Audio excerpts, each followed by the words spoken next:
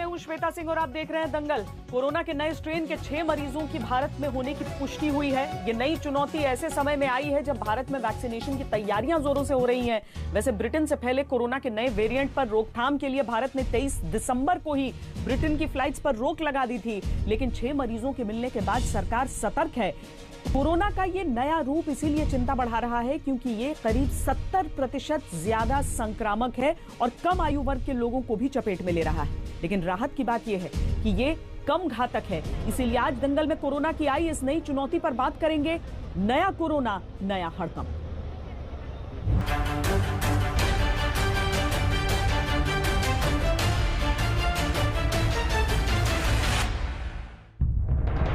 एक और 2020 जाते जाते कोरोना की वैक्सीनेशन की तैयारी हो रही है, लेकिन कोरोना का नया रूप नई मुसीबत लेकर सामने आ गया है। स्वास्थ्य मंत्रालय ने इस बात की पुष्टि की है कि ब्रिटेन से फैला कोरोना का नया स्ट्रेन भारत पहुंच चुका है। कोरोना के इस नए स्ट्रेन के 6 मरीजों के भारत में होने की पुष्टि हो गई है। बेंगलुरु, हैदराबाद और पुणे हैं देश के वो शहर जहां कोरोना के नए स्ट्रेन ने दस्तक दी है। बेंगलुरु में 3, हैदराबाद में 2 और पुणे में अब तक 1 कोरोना के नए स्ट्रेन का मामला सामने आ चुका है। ये सारे लोग ब्रिटेन से लौटे थे और देश में आते ही उनकी जांच की गई थी, जिनमें कोरोना के नए स्ट्रेन का खुलासा हुआ। तीनों शहरों में कोरोना के नए स्ट्रेन वाले लोगों को एक ही कमरे में रखा गया है। उन पर लगातार नजर रखी जा रही है। उनके संपर्क में आए लोगों को भी क्वारंटीन कर दिया गया है। परिवार के लोगों की भी जांच की जा रही है। जिस फ्लाइट से ये लोग आए उसके तमाम मुसाफिरों का पता किया जा रहा है।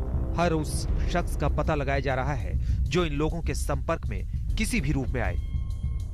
ब्रिटेन में फैला नया म्यूटेंट कोरोना वायरस का स्ट्रेन अब भारत आ चुका है। विशेषज्ञों का कहना है हालांकि वैक्सीनेशन प्रोसेस पे इसका कोई इम्पैक्ट नहीं होगा, लेकिन जो 6 लोग इस स्ट्रेन से पॉजिटिव पाए गए हैं उनको सरकार ने आइसोलेशन में रखा है। सरकार किसी भी तरीके का चांस नहीं लेना चाहती क्योंकि ये नया म्यूटेंट स्ट्रेन 70% ज्यादा इन्फेक्शियस माना जा रहा है। कोरोना के नए स्ट्रेन का पता लगने के बाद 23 दिसंबर को ब्रिटेन से फ्लाइट्स की आवाजाही रोक दी गई थी, लेकिन 25 नवंबर से 23 दिसंबर तक 33,000 लोग ब्रिटेन से देश के अलग अलग हवाई अड्डों पर आए। इनमें से 114 लोगों में कोरोना मिला और सिर्फ 6 में कोरोना का नया स्ट्रेन मिला। कोरोना का नया स्ट्रेन पहले के कोरोना के मुकाबले बेहद संक्रामक है, इसलिए एहतियात बरतते बरतते दुनिया के कई देशों में दस्तक दे चुका है। भारत के अलावा Denmark, Netherlands, Australia, Italy, Sweden, France, Spain, Switzerland, Germany, Canada, Japan, Lebanon और सिंगापुर में ये ब्रिटेन से नया स्ट्रेन पहुंच चुका है। हालांकि राहत की बात यह है कि नए रूप वाला कोरोना उतना घातक नहीं है। इसलिए नए स्ट्रेन के लिए कोई नई स्ट्रेटेजी करनी होगी, इसकी मुझे कोई आवश्यकता महसूस नहीं होती है। सिर्फ ख्याल ये करना होगा कि हमें थोड़ा और सतर्क रहना होगा कि नया स्ट्रेन जिन लोगों को हुआ है उनको स्ट्रिक्टली क्वारंटाइन में रखे, उनके जो कॉन्टैक्ट्स है उनको भी क्वारंटाइन करे, इतना ही ख्याल रखना होगा। कोरोना से लड़ाई में भारत ने लगभग 95% रिकवरी रेट की सफलता हासिल की है। जनवरी में वैक्सीनेशन को मंजूरी मिलने की उम्मीद है, लेकिन नए स्ट्रेन से आई चुनौती बता रही है कि अभी साल जा रहा है, कोरोना नहीं, सावधानी ही बचाव है, सोशल डिस्टेंसिंग ही इलाज है। दिल्ली से मिलन शर्मा के साथ आज तक ब्यूरो। 2 चीजों की वजह से कोरोना को लेकर हमेशा हड़कंप रहा। अव्वल ये कि एक नई बीमारी थी, बहुत संक्रामक बीमारी थी, और दूसरा बहुत सारी चीजें इसके बारे में पता नहीं रहती थी। अभी भी अगर लोग हैरत में हैं या फिर हड़कंप हो सकता है, जो कि होना नहीं चाहिए, वो है कि नया स्ट्रेन आ गया है। अब ये नया स्ट्रेन क्या खतरनाक है, कितना डरावना है, इससे बचने के क्या तरीके हो सकते हैं, जानकारी ही बचाव है और जानकारी आपके पास होनी चाहिए। इसीलिए दंगल में आज हमने एक पूरा पैनल आपके लिए तैयार किया है। ऐसे ऐसे जानकार हैं जो आपके हर भ्रम को दूर करेंगे। Doctor Ajay Narayan, cardiologist, Saint George hospital London, हमारे साथ जुड़ रहे हैं। रमन गंगा खेडकर जी, पूर्व हेड साइंटिस्ट ICMR के। Doctor Harsh Mahajan, founder Mahajan imaging. Doctor Ashok Seth, chairman Fortis अस्पताल। डॉक्टर राजेश पारेख, डायरेक्टर जसलोक अस्पताल। Doctor Arvind Kumar, chairman centre for chest surgery Medanta. आप सबका बहुत बहुत स्वागत है। मैं शुरुआत डॉक्टर नारायण आपसे करना चाहूंगी, क्योंकि ये मामला जो है इंग्लैंड से निकल कर आया। बताया गया कि कोई नया वेरिएंट है जो बहुत ज्यादा संक्रामक है, बहुत ज्यादा जल्दी इसका इन्फेक्शन लगता है। लेकिन क्या डरना उतना ही जरूरी है इससे, या फिर एक वायरस म्यूटेट होते हुए ऐसे कई सारे स्टेजेस से गुजरता है डॉक्टर नारायण? ये मैं बताना चाहूंगा कि ब्रिटेन में खास करके अभी जो स्थिति है वो काफी गंभीर है। हमारे यहाँ जो नंबर ऑफ केसेस हैं लास्ट 24 घंटे में करीब 20,426 लोग एडमिट हैं हॉस्पिटल में। ये नंबर ऑफ जो केसेस हैं ये अप्रैल में अगर कंपैरिजन करें तो अप्रैल में हमारा जो पीक था वो 18,000 कुछ था और आज के दिन में 20,000 से ऊपर लोग हॉस्पिटल में एडमिट हैं।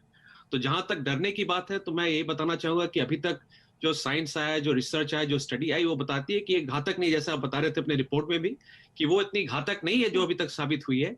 लेकिन उनके उसकी इन्फेक्टिविटी रेट जो होती है, जो जैसे फैलता है वो 70% ज्यादा है नॉर्मल कोरोना वायरस का जो पहले जो वेरिएंट था उसके मुकाबले।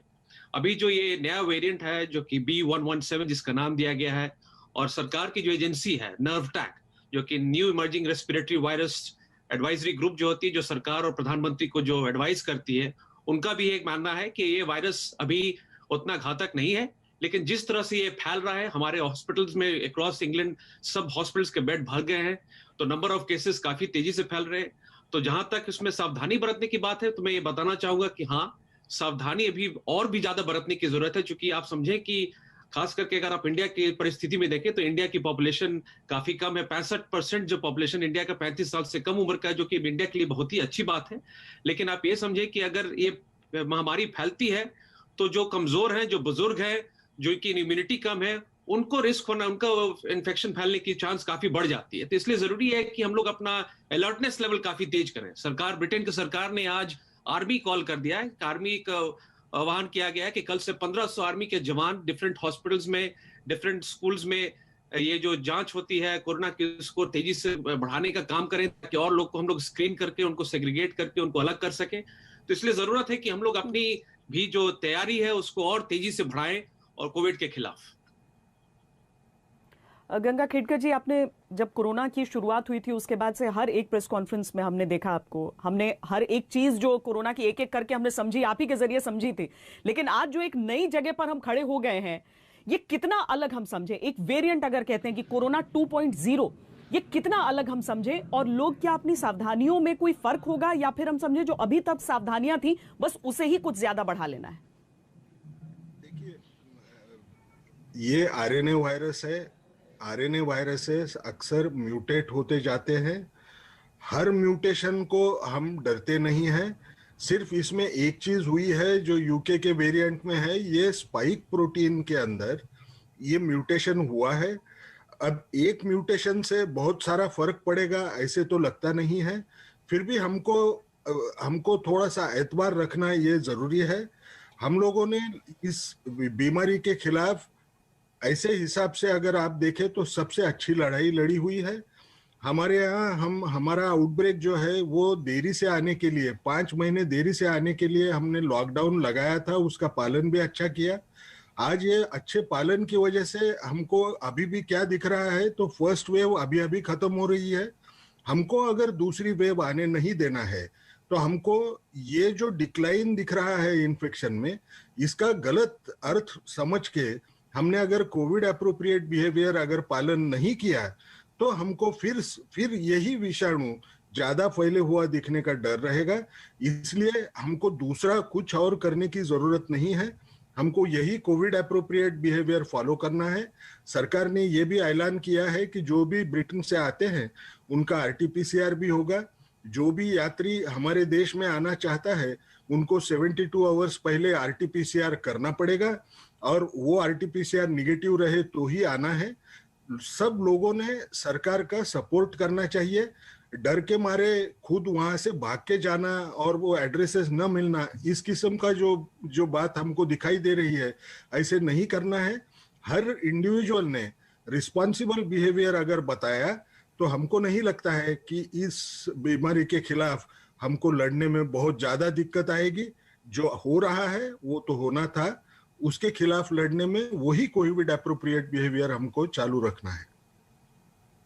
वाकई बड़ा दुर्भाग्यपूर्ण था, क्योंकि अगर शुरुआती दौर में हम देखें तो ठीक है, उस समय कोरोना के बारे में बहुत ज्यादा लोगों को जानकारी नहीं थी, एक स्टिग्मा की तरह उसके साथ जुड़ जाता था, इसीलिए कई लोगों ने छुपाया, लेकिन वो भी धीरे धीरे खुल गया। अब आज की तारीख में अगर लोग आते हैं, यात्री आते हैं और ऐसे गायब हो जाते हैं इस तरह के एक संक्रमण में, तो ये बहुत ही गैर जिम्मेदार रवैया है। और सभी लोगों को कम से कम इसमें सहयोग जरूर देना चाहिए। लेकिन डॉक्टर महाजन, सिर्फ एक इंग्लैंड नहीं बल्कि उसके बाद एक के बाद एक खबरें आने लगी कि दूसरे देशों के भी अलग अलग वेरिएंट्स हैं, अलग अलग जगहों से कोरोना का जो वायरस है वो अलग रूप में नजर आ रहा है, और इसीलिए लोगों के मन में एक संशय सा, कई सारे सवाल उठने खड़े हो गए। अभी की स्थिति क्या हम बस ये समझेंगे किसी भी डिजीज के लाइफ साइकिल में ये नॉर्मल चीज है या फिर बहुत अलग? ये बहुत नॉर्मल है। जैसे डॉक्टर गंगा खेडकर ने भी बताया, ये आरएनए वायरस है, इसमें म्यूटेशन होते हैं और हजारों हो चुके हैं। सिर्फ उसी के कारण हमें घबराने की जरूरत बिल्कुल भी नहीं है।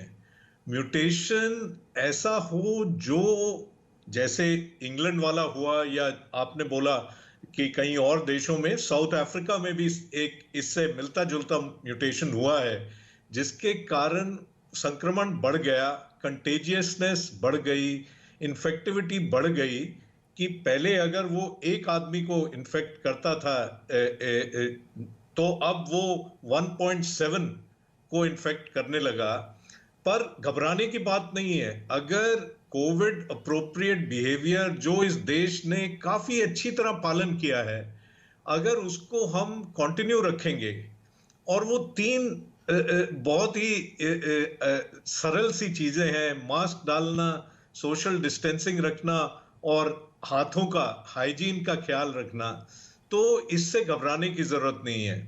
बाकी ये आगे चल के भी रूप बदलता रहेगा, इसमें कोई दिक्कत नहीं है। ऐसा भी हो सकता है ये रूप बदल के लेस कंटेजियस हो जाए।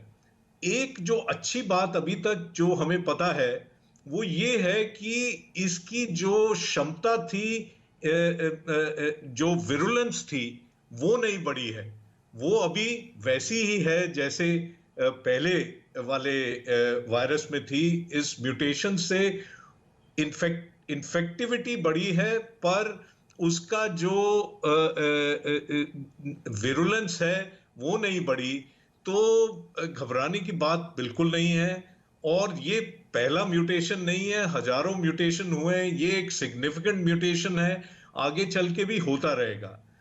आगे दूसरी बात ये है कि अभी तक ऐसा लगता है, विशेषज्ञों का कहना है, कि जो वैक्सीन बने हैं, और इंडिया में भी 8 के करीब वैक्सीन बन रहे हैं, 3 तो एकदम डिलीवरी के कागार पे हैं, शायद अगले हफ्ते वो शुरू भी हो जाएगा वैक्सीनेशन।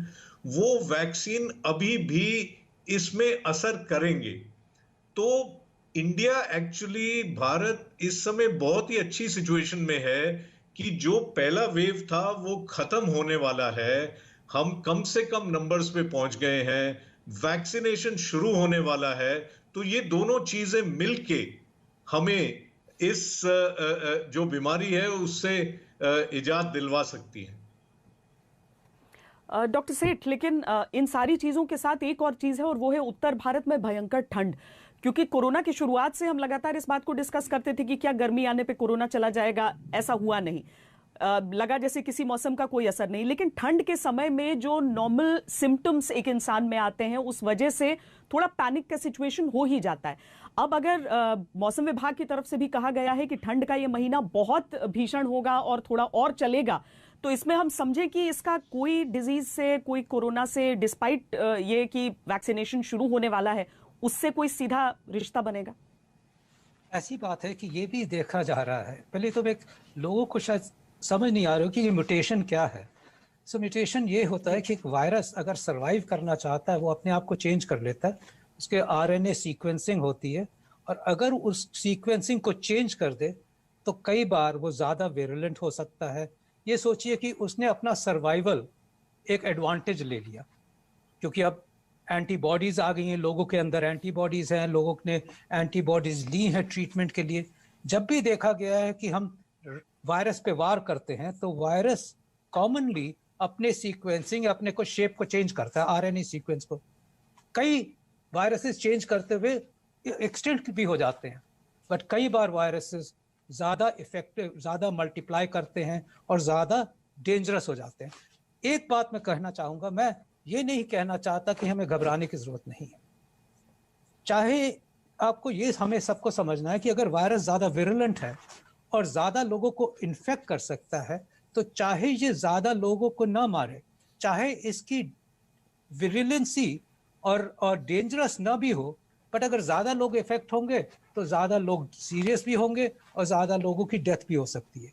तो प्रिकॉशंस और इसका बार बार देखना, ध्यान रखना, ख्याल रखना, और ये भी वायरस और आगे जाके चेंज ना हो, एक बहुत बड़ी इंपॉर्टेंट बात है। सतर्क रहना तो हमारे गवर्नमेंट के लिए और हमारे लिए अब से अनिवार्य हो गया है। जो चीज हम सोचते थे कि अब बाहर जाके हम एंजॉय करें, मास्क उतारे, और देखा जा रहा था, चाहे हम कहते हैं कि हिंदुस्तान ने अच्छा पालन किया, बट आप फिर भी देखिए कि लोग अब लाइफ को एंजॉय करना शुरू करना चाहते हैं, बाहर जाना चाहते हैं, पार्टीज करना चाहते हैं, घूमना चाहते हैं, और ज्यादातर लोग तो मास्क को गले के चारों तरफ बांध के एक ऑर्नामेंट की तरह घूमते हैं।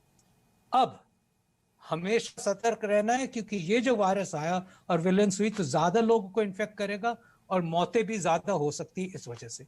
सेकेंड बात आई, ये भी अनफॉर्चुनेटली देखा जा रहा है कि ये जो आजकल का मौसम है, ये वही मौसम है जो इंग्लैंड का मौसम है, जहां पे ये वायरस ने मल्टीप्लाई किया। तो एक सेकंड कंसर्न भी है कि ये वायरस ऐसे मौसम में ज्यादा मल्टीप्लाई कर सकता है। आपको पता ही है कि फ्लू भी विंटर्स में ही होता है और फ्लू विंटर्स में ज्यादा होता है। इसी तरह कोरोना वायरस का ये म्यूटेशन इस मौसम में ज्यादा खतरनाक हो सकता है, ज्यादा लोगों को इन्फेक्ट कर सकता है। हाँ, ये जरूर है कि आजकल लोगों को फ्लू भी होगा, और आफ्टर ऑल कोरोना वायरस भी एक फ्लू वायरस है। तो लोग सोचेंगे कि हमें कहीं कोरोना हो नहीं रहा हो, कहीं हमें खांसी जुकाम सर्दी है, तो वो प्रिकॉशंस और अपनी टेस्टिंग कराना, सतर्क रहना, फैमिली का ख्याल रखना, बड़े बूढ़ों का ख्याल रखना अब अनिवार्य है। अभी हम सबको कह रहे हैं कि आप फ्लू वैक्सीन लगवाएं, फ्लू से बचें, और सून होपफुली कोरोना वायरस की वैक्सीन आ जाएगी। अब तक ये सोचा जाता है, बट ये श्योर नहीं है कि ये वायरस, ये वैक्सीन इस वायरस से प्रिवेंट करेगी। उम्मीद यही है, क्योंकि ये आरएनए पे है, ये स्पाइक प्रोटीन की चेंज है। लकीली ये वैक्सीन स्पाइक प्रोटीन्स की ही एंटीबॉडीज प्रोड्यूस कर रही है, तो होपफुली ये वैक्सीन्स भी इस वायरस से बचाएंगी। बट ये कोई नहीं कह सकता है कि तीसरा म्यूटेशन और खतरनाक म्यूटेशन आ सकता है। प्रिवेंशन प्रिवेंशन प्रिवेंशन जो हमारे हाथ में है, वही हमारा मकसद होना चाहिए। नहीं, सही बात आप कह रहे हैं कि बहुत सारे लोग मास्क को लेकर उतने सजग नहीं रह जाते। उन्हें लगता है कि चलो अब तो वैक्सीन आ गया। अब हिंदुस्तान में पहली डोज मिलने से पहले ही वाकई गले के आसपास लटका हुआ मास्क मिल जाता है। तो ऐसा लोगों को बिल्कुल नहीं करना है। अगर डॉक्टर्स भी यही बात आपको कह रहे हैं कि दवाई तो आ रही है, अपने रास्ते से आ रही है और आगे भी देखेंगे, लेकिन संक्रमण से बचने का बेस्ट तरीका यही होता है कि आप कम से कम उन बेसिक नियमों का पालन कर लें।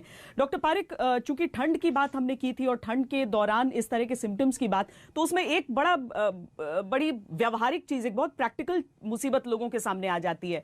वो ये कि गर्मी के मौसम में जब कोरोना का ये संक्रमण आया, तब कहा गया कि जब भी आप बाहर से आ रहे हैं तो आप पूरी तरीके से अच्छे से नहा लें। और उसके बाद अब ठंड के इस मौसम में बड़ी लोगों को यह भी दिक्कत आ रही है कि अब कोरोना से बचने के लिए उस 2 डिग्री या 0 डिग्री की ठंड में भी जाकर वही पूरा रूटीन अपनाना पड़ रहा है। जी नमस्ते।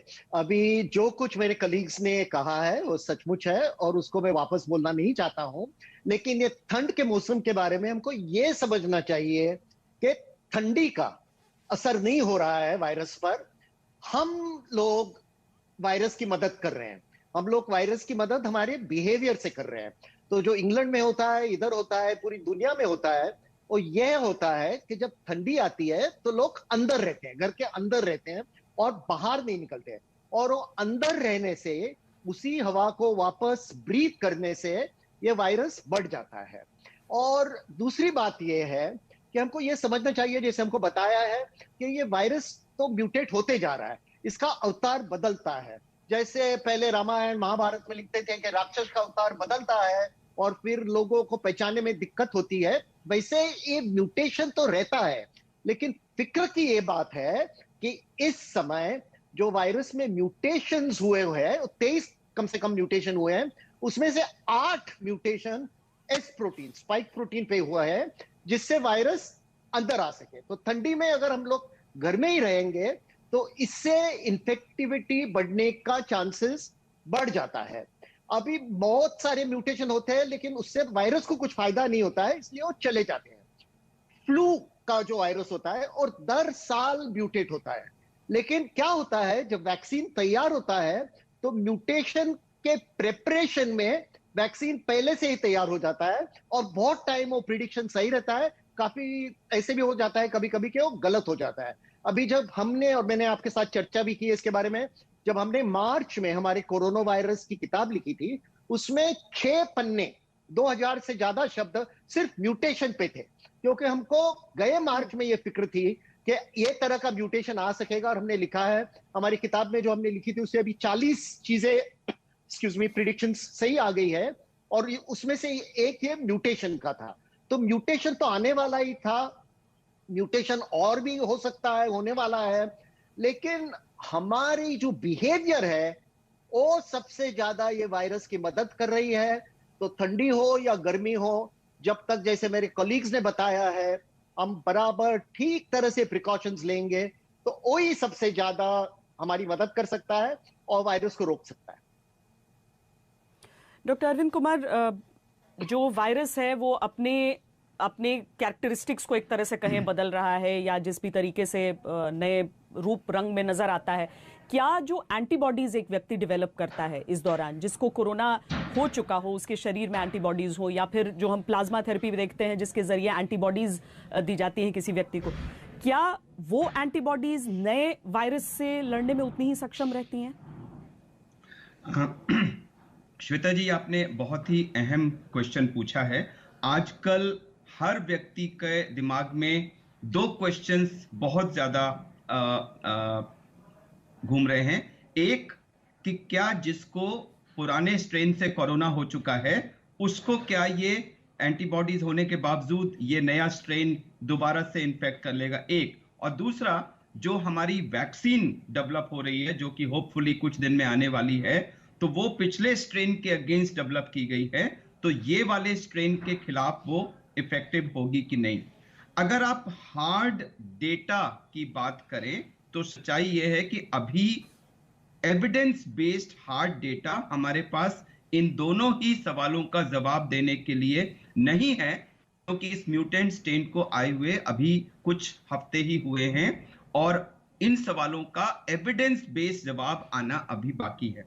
लेकिन जो एविडेंस अवेलेबल है उसमें, और जो एक साइंटिफिक एक्सप्लेनेशन है, उसके बेसिस पे एक्सपर्ट्स का ये मानना है कि जो एंटीबॉडीज डेवलप होती हैं वो किसी एक पर्टिकुलर एरिया या अमाइनो एसिड के लिए नहीं होती हैं, वो एक पूरे सीक्वेंस के खिलाफ होती हैं। और उस सीक्वेंस में अगर एक आध अमाइनो एसिड में कुछ वेरिएशन हो जाएगा तो अनलाइकली है कि पूरे वायरस के जीनोम के खिलाफ जो एंटीबॉडीज डेवलप हुई हैं वो टोटली इनइफेक्टिव हो जाएंगी।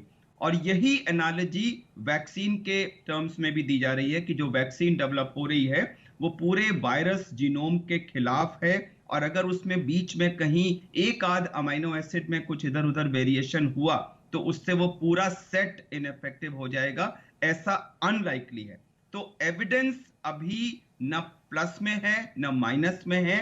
मानना जानकारों का यह है कि शायद वो एंटीबॉडीज इस नए स्ट्रेन के खिलाफ भी काम करेंगी, वो वैक्सीन्स इस नए स्ट्रेन के खिलाफ भी इफेक्टिंग होंगी, लेकिन हार्ड एविडेंस आना बाकी है। एक चीज जरूर साइंटिस्ट ने कही है कि अगर बाय चांस ये वैक्सीन इसके खिलाफ इफेक्टिव नहीं भी हुई तो चूंकि मेन जो वायरस जीनोम है उसके खिलाफ वो वैक्सीन बना चुके हैं, तो उसमें थोड़ी बहुत ट्विकिंग करके उसको इस स्ट्रेन के खिलाफ भी इफेक्टिव बनाने में उनको चंद हफ्तों का ही टाइम चाहिए होगा।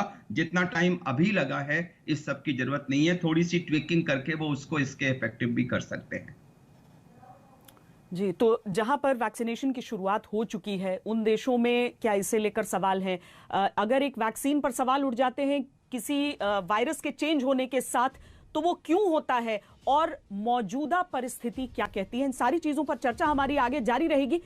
वैक्सीनेशन की तैयारियों के बीच ब्रिटेन से फैले कोरोना के नए वेरिएंट को लेकर सरकार सतर्क है। इस बीच पीएमओ के मुख्य वैज्ञानिक सलाहकार के विजयराघवन ने कहा है कि नए कोरोना से घबराने की जरूरत नहीं है। उन्होंने कहा कि जो वैक्सीन पाइपलाइन में है वो कोरोना के नए वेरिएंट पर भी असरकारक है। फर्स्ट एन अश्योरेंस, वैक्सीन जो हैं पाइपलाइन पे हमारे देश में और बाहर भी ये इन वेरिएंट्स जो यूके में हैं और साउथ अफ्रीका में भी आए हैं, इनके अगेंस्ट काम करेगी। तो एक इम्पॉर्टेंट अश्योरेंस है कि इस स्टेट पे वैक्सीन के बारे में फिक्र करने की अभी ज़रूरत नहीं है। So there is no evidence that the current vaccines will fail to protect against COVID-19 on the variants reported from UK or South Africa. Doctor Ajay Narayan, चूंकि सबसे पहले इंग्लैंड में वैक्सीनेशन की शुरुआत हो गई, क्या वहां पर कुछ इस चीज को लेकर मन में संदेह है सबके कि जो नया वेरिएंट आ गया है? क्योंकि बाकी जगहों पर तो, खासकर भारत में तो अभी वैक्सीनेशन की शुरुआत होनी है, लेकिन इंग्लैंड में क्या कुछ बदलाव, क्या कुछ नीति को लेकर कुछ चर्चा हो रही है, या फिर पूरी तरीके से वहां पर कन्विंस्ड है और नॉर्मल चल रहा है वैक्सीनेशन का ये ड्राइव? जहां तक वैक्सीनेशन का सवाल है, यहाँ पर वैक्सीनेशन काफी अच्छे स्पीड पे काफी लोगों को दिया जा रहा है। डेली बेसिस पे हर हॉस्पिटल में, जितने एनएचएस हॉस्पिटल है, सब में वैक्सीनेशन का कार्यक्रम बहुत अच्छी तरह से चल रहा है। जो सरकार की जो जीनोमिक्स एडवाइजरी बॉडी होती है, जो कि नर्व टैग एजेंसी जिसको वो रिपोर्ट करती है, प्रधानमंत्री और स्वास्थ्य मंत्री को रिपोर्ट करती है, वो लगातार इस वायरस के स्ट्रेन पर स्टडी कर रहे हैं ताकि जानने के लिए कि ये कितना विरलेंट है, कितना घातक हो सकता है।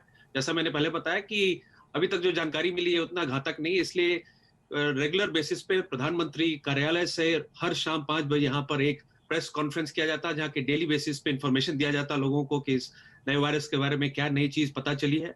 अभी तक जो जानकारी मिली है, अभी तक जो इन्फॉर्मेशन मिली है, लोगों को पता है कि जो वैक्सीन वो ले रहे हैं वो नए वायरस के अगेंस्ट भी इफेक्टिव रहेगी। जैसा डॉक्टर अरविंद कुमार जी ने बताया कि ये वायरस में जो चेंजेस होते हैं, म्यूटेशन होते हैं, जो प्रोटीन पर जो चेंजेस होते हैं, उस पर अगर मान लीजिए कि हमारे पास ऐसा कोई नया वेरिएंट भी आता है आज से अगले 1-2 महीने के बाद, कि नया कोई इंपॉर्टेंट वायरस आ जाता है, तो वैक्सीन की खासियत यह है कि अगले 2 से 3 हफ्ते के अंदर में वैक्सीन में वो मॉडिफिकेशन किया जा सकता है, वो चेंजेस किया जा सकता है, ताकि जो नई वैक्सीन हम बनाए वो नए वायरस के खिलाफ अच्छी तरह से काम करे। लेकिन जहां तक अभी लोगों के यहाँ के विश्वास की बात है, लोग अभी सुरक्षित महसूस कर रहे हैं और वैक्सीनेशन काफी जोर शोर से चल रहा है। गंगा खिड़के जी, एक चीज यहाँ पर समझना चाहूंगी आपसे, वो ये कि अभी तक जिस एज ग्रुप को टारगेट करता था वायरस, बताया जा रहा है कि ये जो नया स्ट्रेन है उसमें उस एज ग्रुप से कम एज वाले लोगों को भी टारगेट कर रहा है। ऐसे में जो वैक्सीनेशन के जो ट्रायल्स हुए हैं, वैक्सीन के जो ट्रायल्स हुए हैं, वो बच्चों पर नहीं हुए हैं, यंगर जनरेशन पर, उस जनरेशन पर नहीं हुआ है। क्या इससे कुछ कॉम्प्लिकेशन होगा? क्या ट्रायल्स में, अब वैक्सीन ट्रायल्स में बच्चों को जोड़ने की कोई योजना भी होगी? नहीं, मेरे हिसाब से मैं एक बोलूंगा कि बच्चों में जो यंगर पॉपुलेशन में हो रहा है, यानी इसका मायना बच्चों में बहुत बड़ा है, ऐसा उनका अभी तक कहना नहीं है। जो भी उनके प्रीप्रिंट्स अवेलेबल है उसमें उनका एक कहना है कि क्या, यानी ये जिस ढंग से तेजी से बढ़ रहा है, हमने अगर स्कूल खोले तो स्कूल खोलने के बाद में क्या तकलीफ होगी, उसके बारे में उन्होंने अंदाज बताया है। अब रहा सवाल कि बच्चों के अंदर क्या होगा, हमको एक समझना है, जितना भी अभी जितनी मालूमात है इस बीमारी के बारे में, बच्चों में जब ये कोरोना वायरस जब जा रहा है तो उनको सीवियर डिसीज होने की शंका बहुत कम होती है। जो शुरुआती दौर में जो एक सीवियर डिसीज होने वाले तबके की बात हो रही थी, वो जो है वो काफी रेयर किस्म का है। और बच्चों से दूसरा पता ये चला है कि बच्चों से दूसरों को ट्रांसमिशन होने का चांस भी उतना ही कम है जो एडल्ट्स है उसमें। अब रहा सवाल कि इनमें वैक्सीनेशन की ट्रायल करना चाहिए या नहीं, शायद हमको इतना टाइम मिलेगा ऐसे हम कहना बहुत मुश्किल है, क्योंकि सिर्फ बच्चों पे और एक बार अगर ट्रायल होना शुरू हो गई तो उसको भी उतना ही समय लगेगा। ये भी समझना हमारे लिए जरूरी है। हमको एक समझना पड़ेगा कि ये जो ट्रायल्स हुए हैं इसमें एक चीज अच्छे ढंग से उभर के आ रही है कि ये सीवियर डिसीज होने को प्रिवेंट करती है। अभी भी जो ट्रायल्स है उसमें ये पता तो करना अभी तक मुश्किल जा रहा है कि एसिम्प्टोमेटिक इन्फेक्शन प्रिवेंट करती है क्या, ये माइल्ड इन्फेक्शन प्रिवेंट करती है क्या। इसके बारे में थोड़ा डेटा जो आया है वो मॉडर्ना वैक्सीन के बारे में आया है, लेकिन पूरा डेटा अभी तक अवेलेबल नहीं है। लेकिन हमको ये समझ के चलना पड़ेगा कि जिस किसी को भी शायद ये वैक्सीन दी जाए, ऐसा तो कोई साइंटिफिक कारण नहीं है कि उनको वैक्सीन देने के बाद में प्रोटेक्शन नहीं आएगा, क्योंकि ये ओल्ड एज की पॉपुलेशन में इसका इम्यूनाइजेशन या टेक अच्छा रहता है, तो छोटे बच्चों में या उनमें कोई अलग ढंग से बर्ताव होगा ऐसे समझने के लिए कोई हमारे पास एविडेंस तो है नहीं। लेकिन ये बात सही है, बच्चों में ट्रायल करने के लिए हमको टाइम लगेगा, अगर करना है तो हमको ऐसे ही सोच के आगे बढ़ना पड़ेगा। जी डॉक्टर महाजन, 29 दिसंबर है आज, 2 दिन में नए साल का जश्न लोग मनाना चाहेंगे। एक तरह से हम देख रहे हैं कि इतने महीनों से जो लोगों के मन में है कि काश खुशियां मनानी शुरू कर दें, क्या ये बहुत जल्दबाजी होगी कि लोग जश्न के मूड में आ जाएं? क्या इस साल में एक और दिन की आहुति लोगों को देनी चाहिए ये सोचकर कि सावधानी बेहतर है? इसमें कोई शक नहीं है कि सावधानी बेहतर है और सावधानी लाजमी है। अगर हम ये सोचेंगे कि ये अब न्यू ईयर्स ईव आ रही है, नया साल आ रहा है, हम वैसे ही मिलें जैसे हम मिलते थे, तो आप याद रखें कि जब इंडिया में ये बीमारी शुरू हुई 30 जनवरी को, तब चंद ही केस थे। जब लॉकडाउन हुआ तब केवल पूरे इंडिया में 500 केस थे। पर आज भी जब हम कहते हैं कि ये एपिडेमिक खत्म हो रहा है इंडिया में, या इसकी सीमा कम हो गई है, तो फिर भी 20,000 केस हो रहे हैं। तो इसको मद्देनजर रखते हुए अगर हमने अपना गार्ड डाउन किया, अगर हमने प्रिकॉशन लेने कम किए, अगर एक दिन की चाह में कि हम दोस्तों को मिल लें, अपने रिलेटिव्स को मिल लें और जश्न मनाएं, अगर ये किया तो ये फिर से शुरू हो सकता है। जैसे हम देख ही रहे हैं, 8 केस नए पकड़ में आ गए, ये यूके म्यूटेंट वेरिएंट के 6 से 8 हो गए हैं, अभी मैंने पढ़ा। तो ये अगर फैलने लगा और ये जल्दी से फैलने लगा, आजकल वैसे भी नॉर्थ इंडिया में ठंड है, अगर कोई भी सेलिब्रेट करेगा तो वो अंदर करेगा, क्लोज स्पेस में करेगा, जहां की वो हवा चेंज नहीं होगी, एक दूसरे के निकट रहेंगे, तो ये फिर से फैलेगा।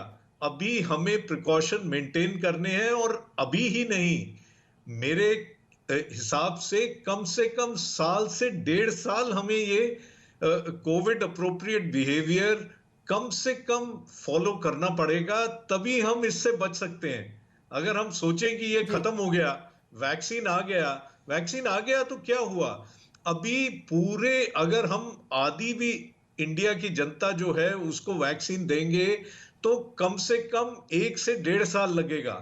ये नहीं सोचे कि हम और इसीलिए डॉक्टर सेठ, बहुत बड़ी चुनौती तो हमारी आबादी हो जाती है। ऐसे में किसी भी बीमारी से लड़ाई में ज्यादा बड़ी चीज उसकी दवाई है या उससे बचाव वाली वैक्सीन।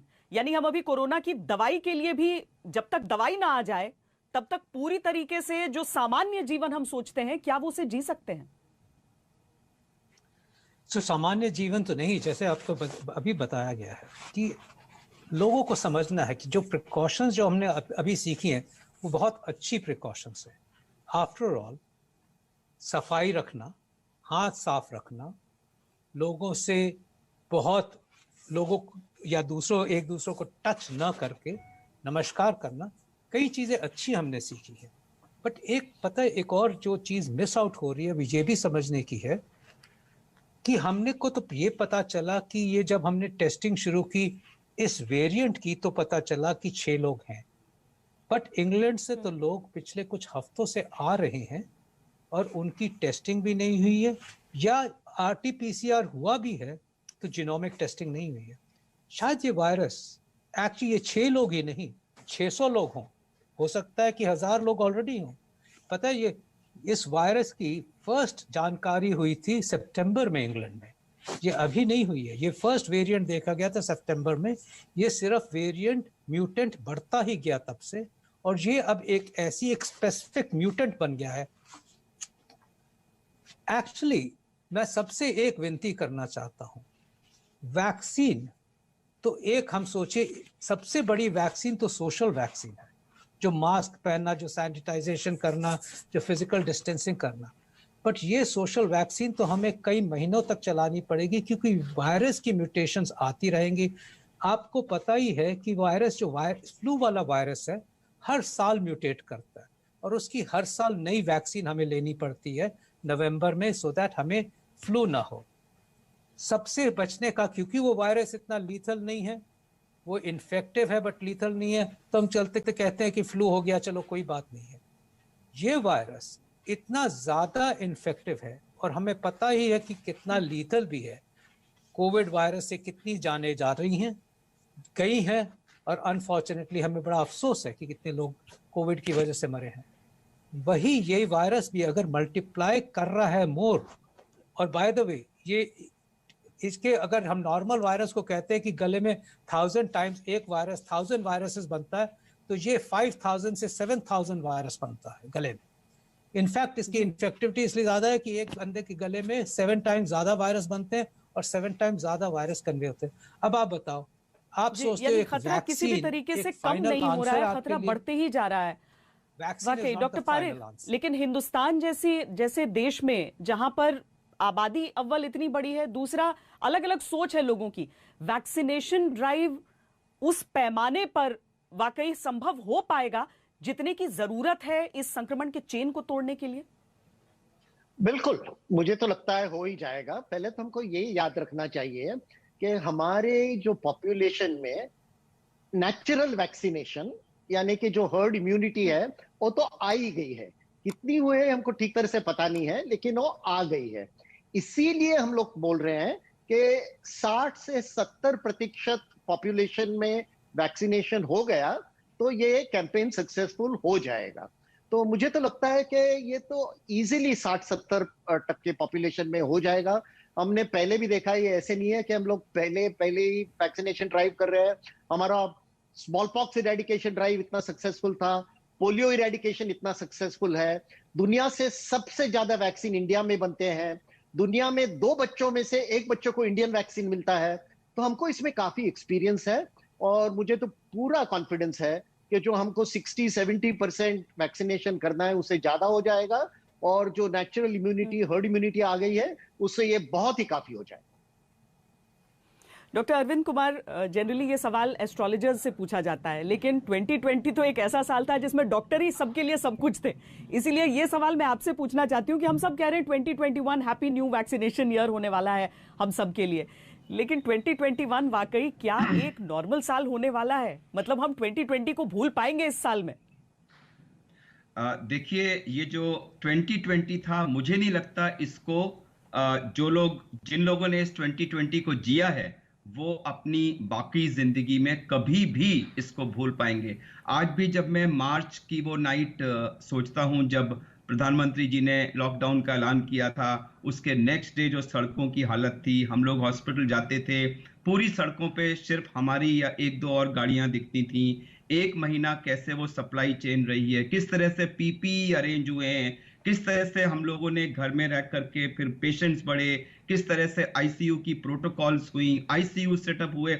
आज अगर हम उस सब को दोबारा से रीलिव करते हैं तो कहीं ना कहीं हमें सिहरन सी होने लगती है कि हमने एक्चुअली वो समय कैसे फेस किया, और एक तरह से ईश्वर को धन्यवाद करने का भी मन करता है कि ठीक है, किसी ना किसी तरह से हमने अपनी बहुत सारी इनएडिक्वेसीज के बावजूद भी उसको बहुत इफेक्टिवली और बहुत सेफली उसको ओवरकम किया। बहुत सारे लोगों की मृत्यु हुई है, लेकिन हमारे कंट्री का साइज और जो हेल्थ का इंफ्रास्ट्रक्चर था उसके मद्देनजर अगर एनालाइज करें तो I think we done very well.